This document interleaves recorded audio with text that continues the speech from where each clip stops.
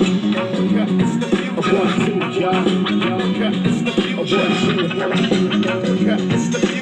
ain't no future unless we build it now.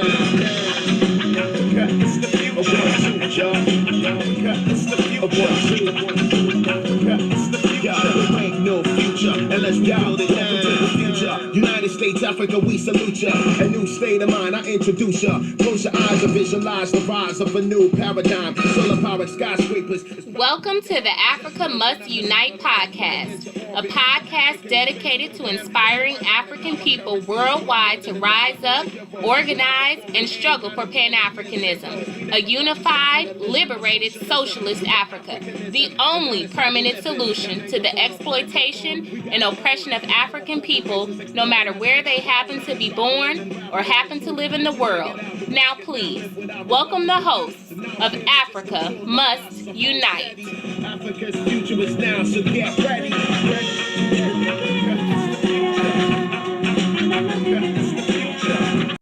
Greetings and welcome again to Africa Must Unite podcast. I am Brother Terrence. And I am Mama D. We are Africans, but this is our Africa Must Unite podcast. Welcome. This is, now what, Terrence? This is our number 7. Seventh? Or? Seven. Wow. Half for yes. the first year. It's beautiful. All right. As usual now, we would like to introduce our focus for this podcast this month. And even before that, I think we talk about the focus for the year, and then we'll get to what our focus this month is. But we make this statement every time because we think it's important, and we know that everybody won't listen to one podcast after another. Maybe they might skip around. And so we want them to know how we feel about these podcasts that we are doing this year. So we say that this month we continue our focus on what Amilcar Cabral called the struggle against our own weaknesses, highlighting those obstacles that are internal to the nation, to us as a people, and which are obstructing our path toward Pan-Africanism, a liberated, united, socialist Africa. Once again, we want to assure you that by focusing on our own weaknesses, we are not losing sight of our principal primary enemy, capitalism and all of its manifestations. But we are acknowledging the fact that we can be assured of reaching our goal and reaching it much more quickly if we address the internal weaknesses that are impeding our progress. All right. Looking at July and some important dates in history, we have on July 1st, 1960, Kwame Nkrumah becomes the first president of Ghana. On July 2nd, 1925, Patrice Lumumba, Pan-African revolutionary, was born in 1925. And on July 4th, instead of celebrating U.S. theft of Native Americans' land, you should remember in 1930, the Nation of Islam was founded by Master Farad Muhammad. On July 5th, 1975, the PAIGC led Cape Verde Islands to independence. On July 9th, a couple of things here. In 1868, the 14th Amendment granted sham citizenship to Africans born in the U.S. And in 1893, Dr. Daniel Hale Williams performed the first successful open heart surgery. Moving on to July 16th, we have a couple powerful sisters who were born on this day. Let's go to the first one here. So in 1862, Ida B. Wells celebrated her birthday on July 16th. And in 1947, Assata Shakur, African revolutionary, was born as well. On July 18th, Nelson Mandela, activist and first president of Tanzania, or South Africa, was born in 1918. July 23rd, Emperor Haile Selassie of Ethiopia was born in 1892. And on July 25th in 1973, Amy Jock Garvey died. And lastly, we wanted to announce in July 29th in 1794, the African Methodist Episcopal Church, AME, was founded by Richard Allen in Philadelphia and then opened its doors in 1794. Those are some good dates there, powerful dates with some sisters in there as well. This month, we want to concentrate on a theme that is a little difficult, a little sensitive, but one that has to be visited, and that's backward habits and obsolete traditions in regard to all of us as African people, people of African descent. We have to look at that. So I'm going to start with a statement that Samir Amin wrote. He said that we must quote, free the individual from the chains of tradition, end quote. Exacerbated by capitalism in all of its forms, backward habits and obsolete traditions are like a weight holding back the forward progress of the African Revolution. Just take the gender question as an example. Female circumcision and bride price are still realities for many females in Africa.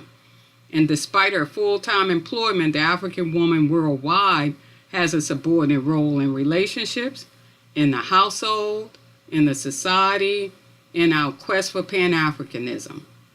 Backward habits and obsolete traditions are retrograde practices, fuel for the continuation of neocolonialism and capitalism in all of its forms. Samir Amin's point might disturb many of us, but our goal is liberation. If ridding ourselves of these habits and traditions that no longer facilitate the health and welfare of African people will hasten our quest for a liberated, united socialist Africa, then so be it. Forward ever, backward never. So that was the kind of theme or information that we had for the month of July on this whole idea of backward habits and obsolete traditions. And it's a wonderful, informative, I guess, not wonderful, map that UNICEF did that concentrates, looks at where female circumcision and female genital mutilation is occurring throughout the world. And, some staggering statistics. And I don't think we have to go into that because that's only one thing. The female question is only one thing. The gender question is one thing. There are a lot of different things that we have that are habits that no longer serve us well or traditions that no longer serve us well. So that's our focus for this month, and we want to discuss a little bit about that. All right. We agree with Amilcar Cabral, who wrote, "The people fight and accept sacrifices demanded by the struggle in order to gain material advantages, to live better and in peace, to benefit from progress, and for the better future of their children." End quote. That is why we are not against all things, all habits that our people have adopted, or all traditionalisms. We are against only those that are backward or obsolete, those that do not help to move the people forward to liberation, those that obstruct our path to Pan-Africanism, which is a united socialist Africa, which is the only permanent solution to the exploitation and oppression experienced by African people and people of African descent all over the world. We also agree with Osagyefo, Dr. Kwame Nkrumah, who urged us in building our socialist united Africa to extract the Western and Islamic and Euro-Christian elements in Africa and develop them in such a way they fit into the African personality. But only the positive should be extracted and digested from these three experiences. That's a real important point. And, later in the work, that quote comes from his book, Conscientism, and some of us say conscientism, but I always say conscientism. We go back and forth on that. But that's a wonderful book in which he introduces a lot of things, especially, the philosophy for the African nation, and also the ideology. And it's in the ideology that he talks about extracting what's best. We can't go back. So we've had these experiences, and we have to leave behind anything negative that we've adopted based on these experiences and take what's positive. And this even includes our traditional Africa. So elsewhere in Conscientism, he mentions the positive from traditional Africa as well. And so whatever's positive, we want to take it and help us to move forward, and because that's the only way we can forge a better life for ourselves and our children. Now, also in the class struggle in Africa, Samir Amin discusses some of the habits and traditions that are obstructing our path toward Pan-Africanism. He writes, I quote, "It is an illusion to think that the primitive collective traditions facilitate the setting up of modern socialist structures," end quote. And we ask ourselves, well, what then is the solution? And later on, in referring to the problem of development and growth in Africa, Amin writes in his same work, quote, "What must be done to permit agricultural progress to really start is not to educate the peasants in the traditional family framework, but to break the family and its traditions," end quote. He continues by saying it is necessary to, quote, "free the individual from the chains of tradition," end quote.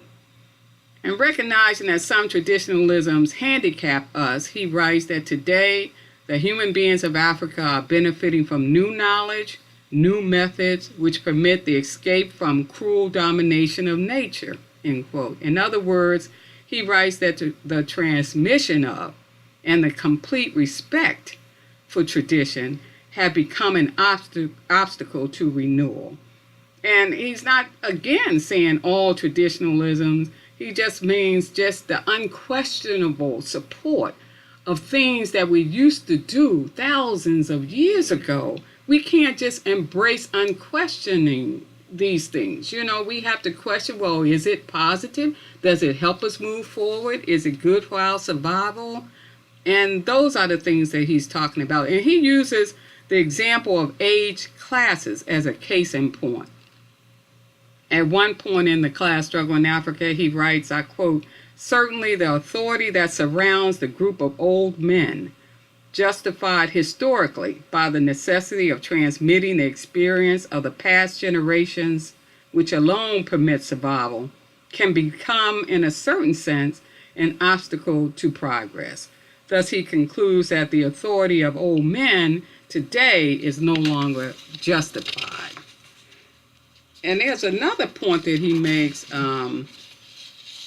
about non-antagonistic contradictions within the African nation.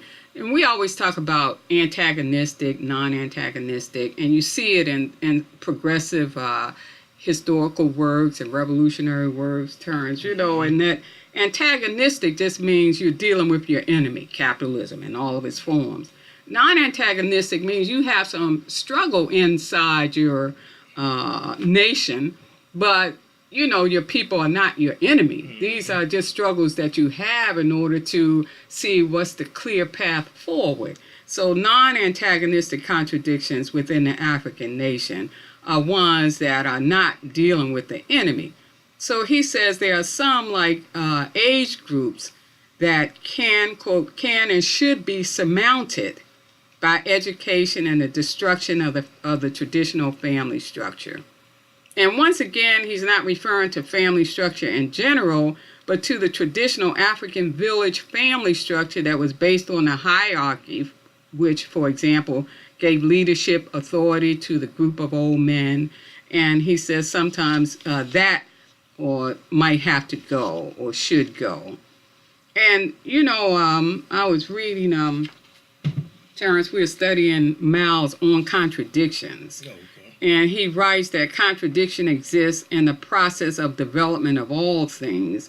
And one contradiction is that between the old and the new, the old and the young. And contradictions have to be resolved. They can be non-antagonistic, but they still have to be resolved. Like you might think, Terrence, that going up one street is better than going up another. I said, no, it's better to go up this street. So we're not enemies. We're just struggling with which is the best path, which is the best route. And, he says these things have to be resolved in order to, continue forward motion. And that's Mao speaking in that way. But one final thing I wanted to mention, and Terrence, I know you have a lot of good information, but it's just there are other examples of traditions that were once a historic necessity but are now obsolete. And we were reading, Terrence, if you remember, Ahmed Sékou Touré, first president of Guinea and West Africa. We were reading his biography that was put out by PANAF, and it's a brilliant biography, and I encourage us all to read it. And what they discovered, because, Touré in Guinea is touted with having a mass political education that occurred within Guinea. And so many of the people were so politically conscious. And I don't know if there's one state in Africa that surpassed Sékou Touré, PDG, and Guinea in doing that, and going out to the villages and making sure that everybody had some understanding of the path forward towards socialism and African unity. And one of the things he did, he discovered that in leading the People's Democratic Party of Guinea and his people to free themselves from their French colonial masters, this was in the 1950s, he and the party had to abolish chieftainship in Guinea. The whole idea of chiefs. These chiefs had the responsibility for collecting taxes from their people for France, their colonial master. And so after a national conference, political representatives were appointed in every region in Guinea to be responsible for taxes, thus weakening the position of the chiefs, these regional chiefs. Initially, they only targeted unjust chiefs, and the most unpopular ones were dismissed. But eventually, they got rid of chieftainship in general, their removal being greeted with applause by the people. And every fortnight, a list of dismissed chiefs was published until chieftainship had been abolished. And it wasn't just his thing or PDG's or the party's thing of saying, chiefs are bad. It was just looking at their role was impeding the progress of the people. They were collecting taxes, they wasn't doing too much for the people, so they had to make a decision that chiefs need to go. We're going to have some other kind of political representation going on in Guinea, and it had to be a hard kind of struggle, but hard struggle is what we have to deal with to push forward toward Pan-Africanism. Isn't that right, Yes. Terrence? So not only chieftainship has to go, and you mentioned female genetic mutilation, but there are a couple of other obsolete traditions and backward habits that need to end as well. And the lesson we draw from this example, the chieftainship, is that we must abolish, get rid of, and destroy any traditionalism or backward habit that impede the progress of the people. For the progress, the forward motion of the people is our goal. As for forces of production, class struggle, and the sciences develop, our knowledge of occurrences in the world and how best to deal with them develop. Some beliefs and practices founded upon those beliefs are found either to be erroneous or no longer serving their historic necessity. Other examples besides chieftainship include polygamy. Once a historic necessity, an obligation to inherit the wife or wives of the deceased brother to ensure the survival of the family, the tribe, the clan. This practice has no function in a global capitalist world in which we've socialized with individualistic, selfish, greedy sex values. Another one besides polygamy is bride price. And bride price, or better known as bride token or bride wealth, is money or property or other form of wealth paid by a groom or his family to the family of the woman he will be married or just about to marry. A couple of things about bride price here. From South Africa to Zimbabwe, Uganda, Kenya, Senegal, Burkina Faso, and many parts of the African continent, the custom of paying bride price has been unquestionably celebrated as an essential part of marriage, albeit with a few legislative and policy modifications. Personal account to bride price. This is a person who wrote about being involved in bride price in the article here. This is powerful. She said this was a full-blown haggle, brutal and brusque. If the groom could not afford all that was asked of him, the solution was simple. He could simply forget about the marriage. We, the girls and women, were locked out. Through glass doors, I saw my father gesture and disagree and storm out in angst. He stayed outside and paced nervously, hoping the prospective in-laws would cave in. My sister cried. My mother said this is how marriages are supposed to begin, with the bride feeling emotional and hopeless as her male relatives decide her fate. Now, I apologize for not getting the quote and the sister who actually wrote this in the article, so I will definitely get that information to people. But as you can see, in those parts of Africa that involve bride price, the female has no control in that situation of being married. Just to go on, stories abound of women who had no choice but to get married to the highest bidder. Women who had been battered and maimed because their husbands thought they did not live up to their price, and men for whom the custom has stood in the way of true love are the ones who have inspired some level of bride price in reforms in Africa.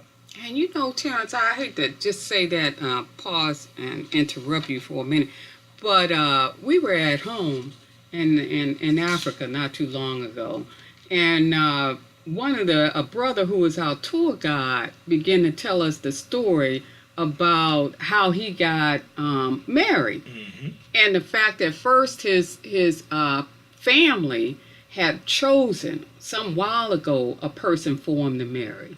But he had gone to college and he met somebody and they fell in love, and he wanted to marry this person, and he refused to marry the other person. And remember, he said the family was real mad.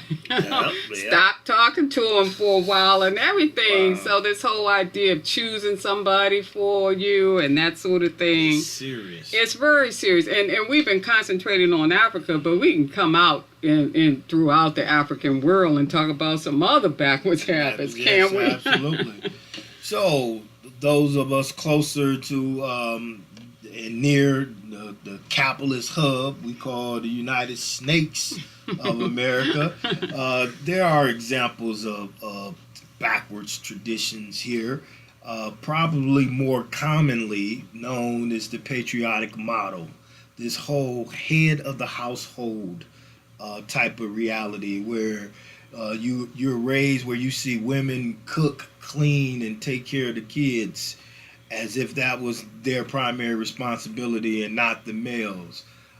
And you see where women work the same. If the male work and then women work, so they both doing 8 hours, but yet she comes home and have to do extra responsibility. And we're not saying this is in every household or whatnot, but we know this has been traditionally a problem in African households here in the U.S.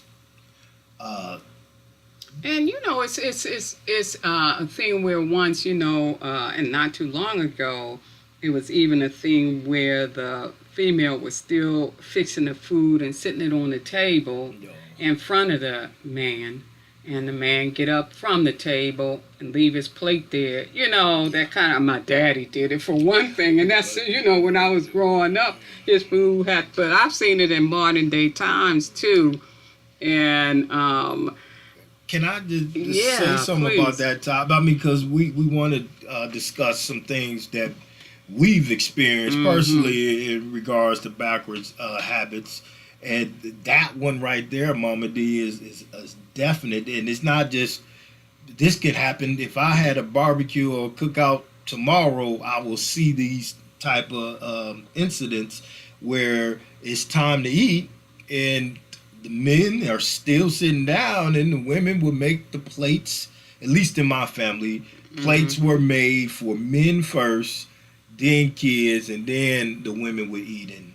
And I grew up like that until I began to be involved with Watoto Uhuru Shule and began to practice my principles of humanism, collectivism, egalitarianism, where I began to understand that, the children, the youth should eat first. And anybody can serve the youth. The men can serve and cook and clean just as well as women. So it shouldn't be what I've grown up to see in that aspect. And we talk about the fact that I always relate the experience of when I got married, because, even in revolutionary organization, you see it. So we don't want to skimp. We don't want to just deal with Africa, and we don't want to just deal with the masses out here. We want to bring it all the way home to, African organizations, Pan-African organizations, the whole idea of patriarchy that comes from capitalism. Don't let us forget that.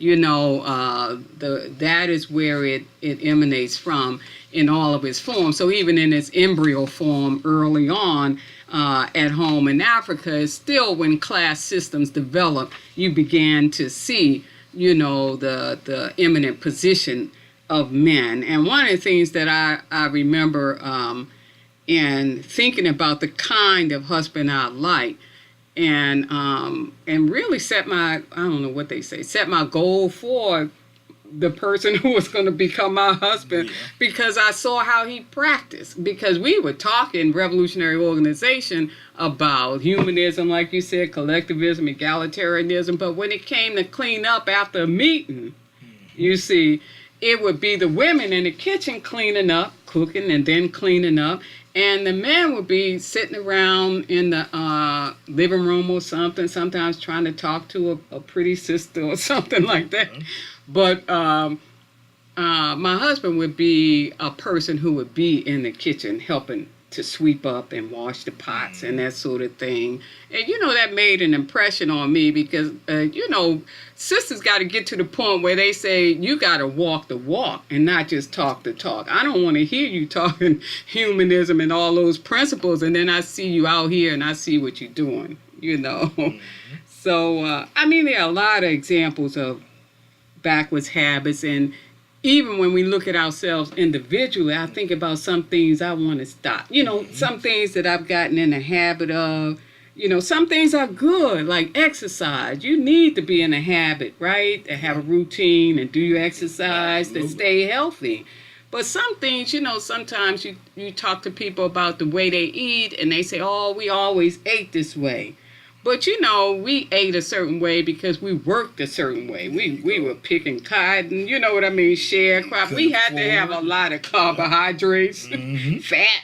We had to eat a lot of stuff like that, but we don't operate like that anymore. And some of these things are killing us. Absolutely. So, these are two some backwards habits that we have to look at very scientifically, logically, right? And say, okay, what's going to help me move forward in body and spirit for myself individually, for my family, so I can live long, for my community, for my people, for the nation. Yeah. Let's get rid of all these things that are backwards and obsolete so we can move forward.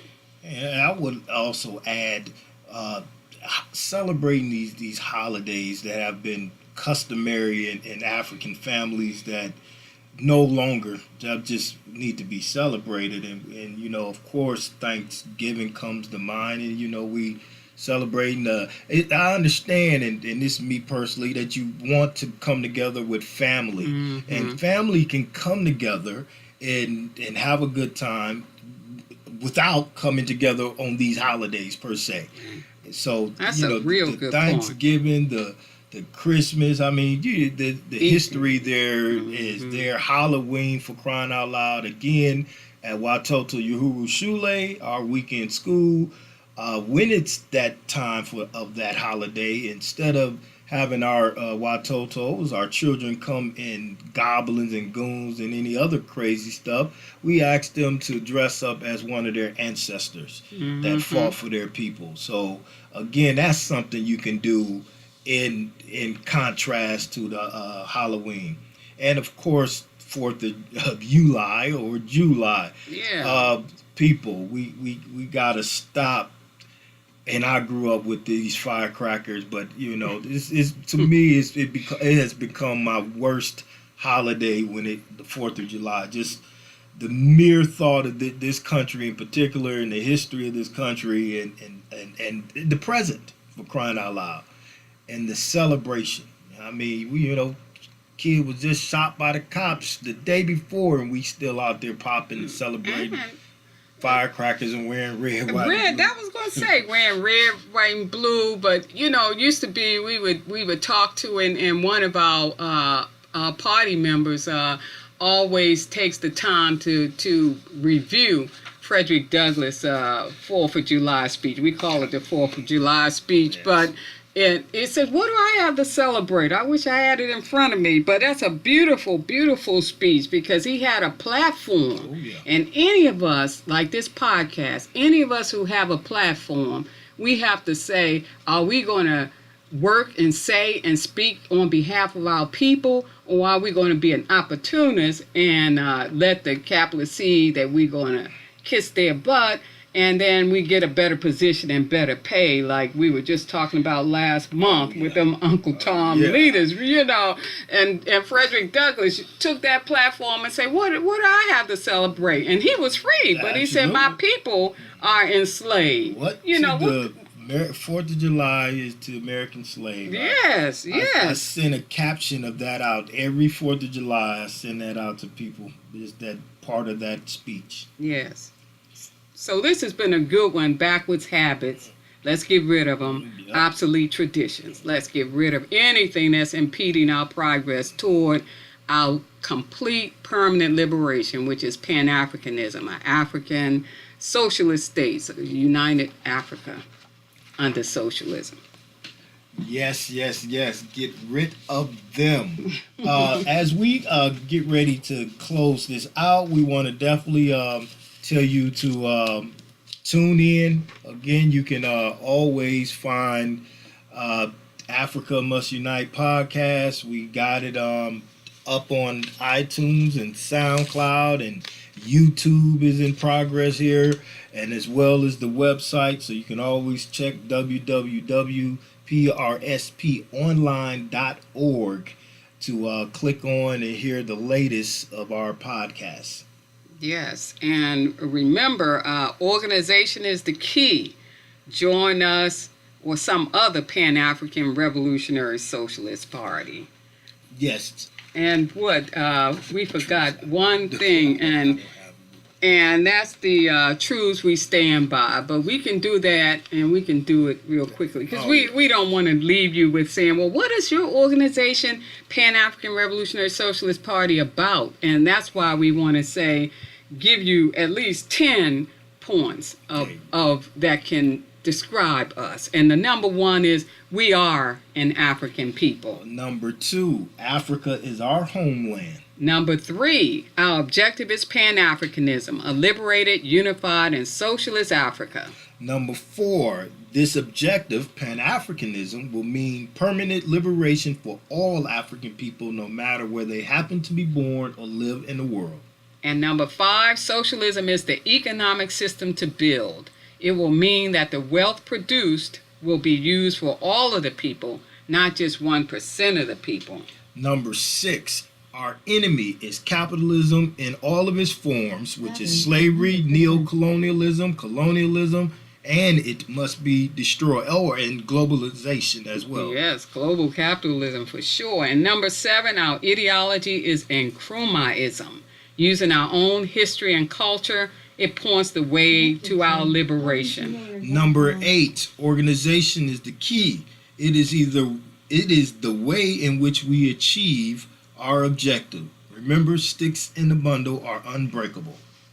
Number 9, political education, learning our history, culture, and our present reality is what we must struggle for so that we'll be on the same page, more unified, and develop and move forward.